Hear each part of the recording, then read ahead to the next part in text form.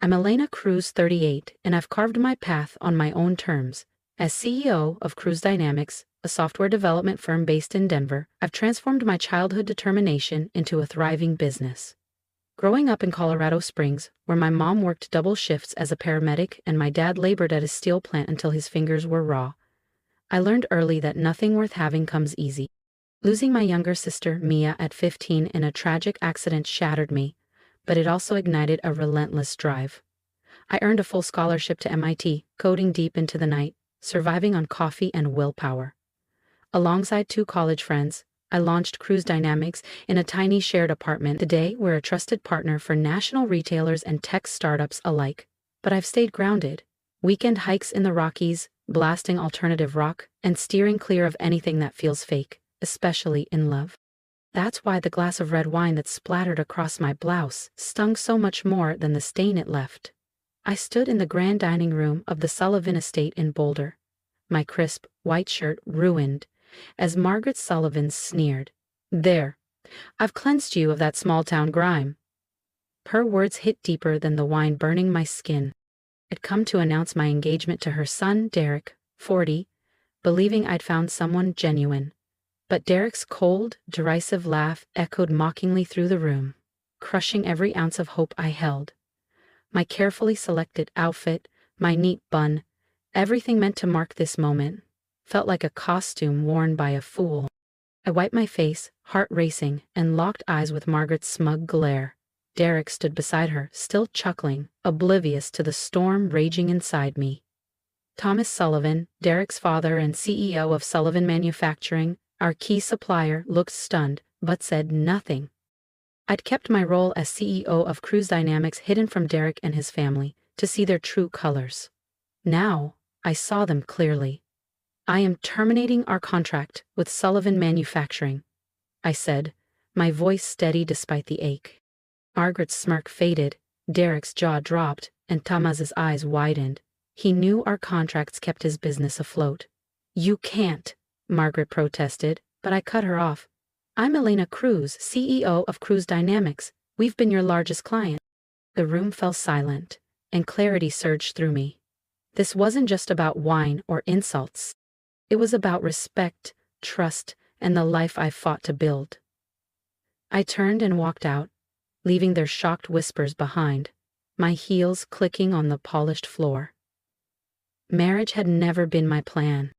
My life in Denver is full, leading Cruise Dynamics, scaling the Rockies on weekends, and unwinding with good music and books.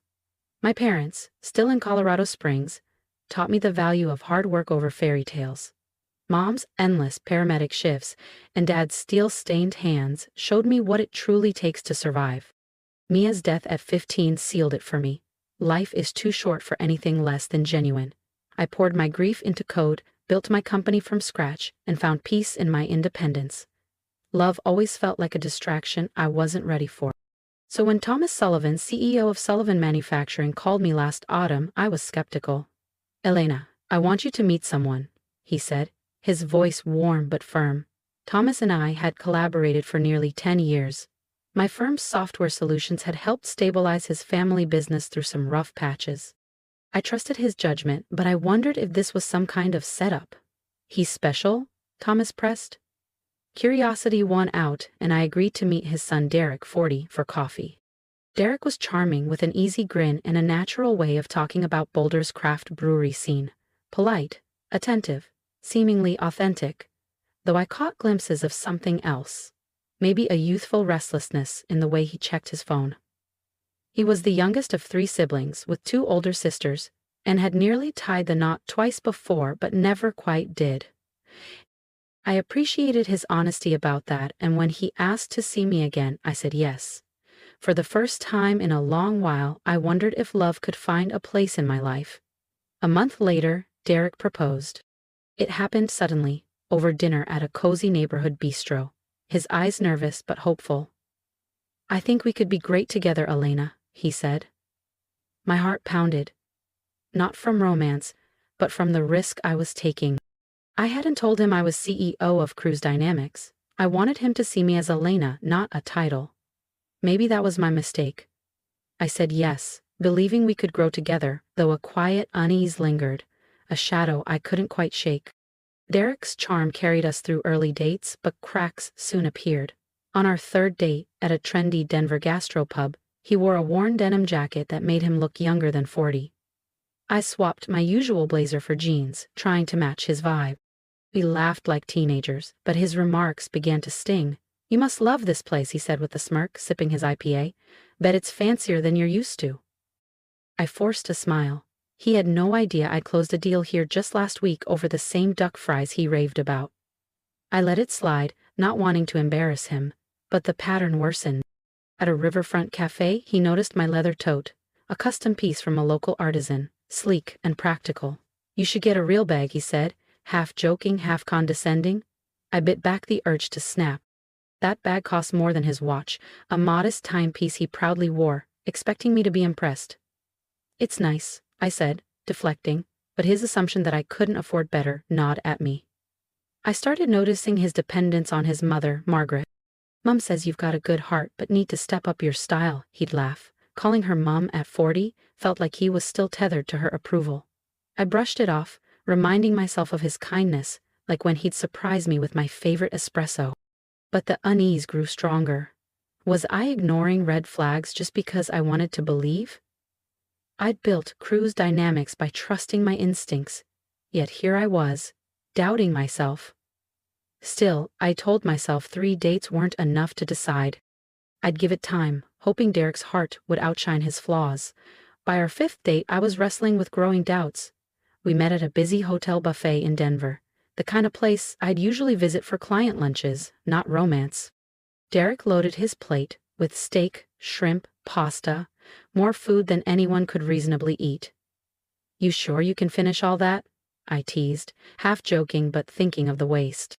He laughed loudly. "Elena, don't sound so broke. I can toss whatever I don't eat." My stomach twisted. This wasn't about money. It was about the disregard, the assumption I was petty for caring. His words echoed the influence of his mother. "Mum says you might just be after our family's money," Derek blurted, stabbing at his pasta. I didn't want to upset him, but the word "ma," uttered like a child's pleading, made my skin crawl. I'd spent years building Cruise Dynamics, outpacing companies like his father's, yet he saw me as some gold digger. I swallowed my anger. "Let's just enjoy dinner," I said, voice tight. Driving me home afterward, Derek reached for my hand as I stepped out. "Elena, marry me. Not now, but soon. I'll wait." His eyes were sincere, and despite everything, a part of me softened. It glimpsed his kindness, his thoughtfulness and apologies. Maybe he could change. "Let's work on this together," I said, tears prickling my eyes. "We both have flaws, but we can talk through them." He nodded, relief washing over his face. For a moment, hope flickered inside me. I wanted to believe love could smooth out the rough edges, but deep down, I wondered if I was trying to fix something already broken. Derek's proposal lingered in my mind until his next words shattered the moment. "You'll need to quit your job, Elena," he said, grinning as if it were obvious. "Mum says a wife's place is at home, learning from her." My blood boiled. I'd built Cruise Dynamics from nothing, my pride in life's work, and he thought I'd just toss it away? "If that's how you feel, Derek, there's no wedding," I snapped, slamming his car door. I stormed into my Denver apartment, heart pounding with anger and disbelief. Over the weekend, Derek texted relentlessly, begging to meet. Against my better judgment, I agreed. He was waiting at our usual coffee shop, looking like a scolded child. "I'm sorry, Elena," he said quietly. "My friend said I needed to set rules early." If you felt the weight of every choice and the fire of quiet strength in Elena's journey so far, don't miss what comes next. Subscribe now and walk with her as she takes on the challenges that will change everything. They were right. I was a fool. Derek's sudden sincerity chipped away at the walls I'd built around my heart. I remembered my parents' words from Colorado Springs. "Love takes work, Elena. Don't give up so easily." "Don't pull that again," I said, half smiling despite myself. "We're engaged now. Let's act like partners." His face lit up, promising to do better. A month later, we planned to meet his family in Boulder and announce our engagement. I was nervous but dared to hope. Thomas had always been kind when we'd met professionally, and I assumed Margaret, his wife, would be gracious too. Derek seemed uneasy that morning, fidgeting as we drove up to their sprawling estate. "About Mom," he started, then trailed off. I braced myself, expecting typical mother-in-law tension. I'd heard Margaret was particular, but I believed honesty and openness would win her over. Clutching my handcrafted leather tote, I stepped inside their home, ready to build a future. I had no idea how wrong I was. The Sullivan dining room gleamed with polished wealth, crystal chandeliers, a mahogany table that looked imported from a castle. But the air was thick with something cold and heavy. I offered a warm smile and extended my hand to Margaret. Instead, she smirked, clutching a glass of red wine. Before I could say a word, she flung the wine directly into my face. The cold liquid stung, running down my cheeks and dripping onto my blouse. "There," she sneered, "I've washed off that small-town grime for you." Derek burst out laughing, doubled over, clutching his sides. My heart sank, the betrayal deeper than the wine running down my chin. Thomas gasped in shock. "Margaret, what the hell?" he said, but his voice was frozen. I wiped my face, shaking but steady. All those months hiding my role as CEO of Cruise Dynamics had been to see Derek's true self. Now I saw him, cruel, weak, and spineless. "I'm done," I said firmly. "The engagement is off, and so is our contract with Sullivan Manufacturing." Margaret's smirk faltered. Derek's laughter died instantly.